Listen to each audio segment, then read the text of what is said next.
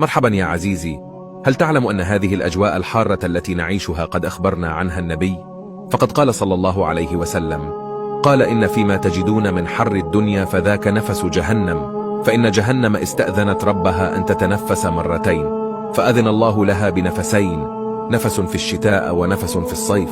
فهذا الحر الذي نراه هو فقط آية من الله عز وجل، ليرينا فقط شيء بسيط من حر يوم القيامة. ولكن ماذا يجب أن نقول في مثل هذه الأجواء شديدة الحر؟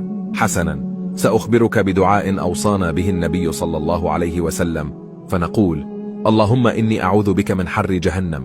فما من مسلم استعاذ بالله من جهنم إلا وقالت جهنم: اللهم إنه استعاذ بك مني فأعذه مني يوم القيامة. أسأل الله عز وجل أن يحرمنا جميعا على النار. اللهم حرمنا على النار، وحرم أولادنا على النار، ووالدينا وأزواجنا وذرياتنا، وكل من قال آمين ونشر هذا المقطع. والسلام عليكم ورحمة الله وبركاته.